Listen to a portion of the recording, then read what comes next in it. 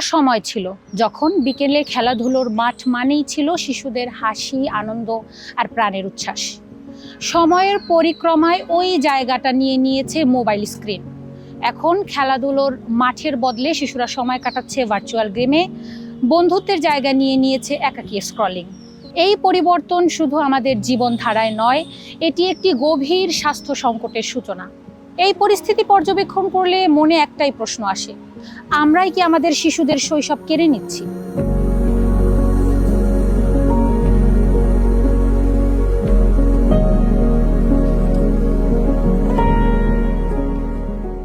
খিদে না থাকলেও শরীরে পুষ্টির চাহিদা থাকতে পারে, আর এটাই হচ্ছে হিডেন হাঙ্গার, অর্থাৎ লুকানো ক্ষুধা।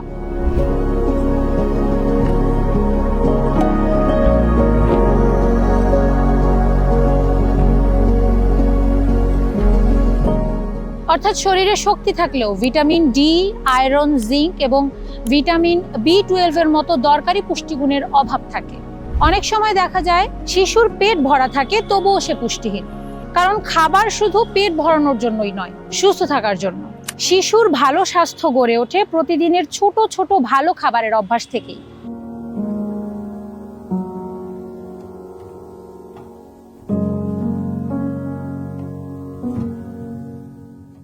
বর্তমান সময়ে শিশুরা প্রায় খাবার পাচ্ছে, কিন্তু সেই খাবারে নেই পরিমিত পুষ্টিগুণ। ফাস্টফুড, অতিরিক্ত চিনি এবং প্রক্রিয়াজাত খাবার, এইসব এখন শিশুদের দৈনন্দিন খাদ্য তালিকার অংশ হয়ে উঠেছে। বাবা মায়েরাও এক্ষেত্রে সহজ পথটাই বেছে নেয়। তারা বাচ্চাকে চটজলদি কিছু খাইয়ে দেয় যাতে বাচ্চারা চুপ থাকলেই যেন তাদের স্বস্তি।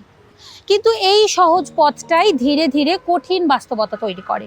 একটি শিশুর খাবার হওয়া উচিত রঙিন, প্রাকৃতিক এবং জীবন্ত, যেখানে থাকবে ডাল, মাছ, দুধ, তাজা ফল এবং সবজির মতো সহজ খাবার। কারণ যে খাবারগুলো প্রকৃতির কাছাকাছি সেগুলোই শরীরের জন্য বেশি উপকারী।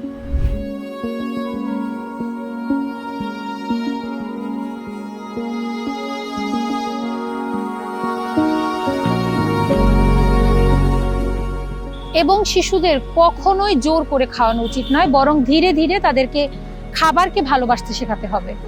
খাবারের সময় যদি আনন্দ, গল্প আর পরিবারের সঙ্গ থাকে, তাহলে বাচ্চারা খাবারের প্রতি আরো বেশি আগ্রহী হয়। ঠিকভাবে না খেলে শরীরের রোগ প্রতিরোধ ক্ষমতা কমে যায়, মনোযোগও কমে যেতে পারে এবং স্বাভাবিকভাবেই বড় হওয়ার পথ বাধাগ্রস্ত হয়। শিশুদের মানসিক স্বাস্থ্য এখন বড় উদ্বেগের বিষয়। একাকিত্ব, ভার্চুয়াল নির্ভরতা এবং পড়াশোনার চাপ, সব মিলিয়ে তারা ভেতরে ভিতরে চাপে ভুগছে। অনেক শিশুই কথা বলতে চায়, কিন্তু শোনার মানুষ নেই। তাদের নীরবতা আমাদের অজান্তেই বড় সমস্যার দিকে নিয়ে যাচ্ছে। আমাদের কিন্তু এ দায় এড়ানোর সুযোগ নেই।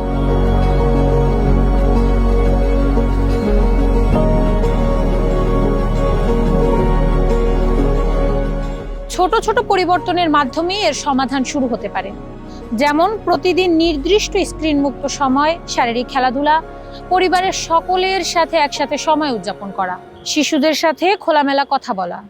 আমরা যদি এখনই সচেতন না হই, তাহলে খুব শীঘ্রই আমাদের সামনে দাঁড়াবে একটি দুর্বল, অসুস্থ এবং মানসিকভাবে ক্লান্ত প্রজন্ম।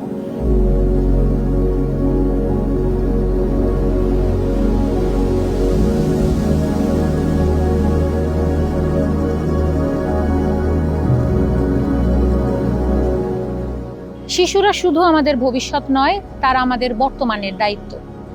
শৈশবকে আমাদের স্ক্রিনের ভেতর নয়, জীবনের ভেতর ফিরিয়ে আনতে হবে। একটি সঠিক খাদ্যাভ্যাস, ভালোবাসা এবং সচেতন যত্নই পারে শিশুর আগামী সুন্দর করতে।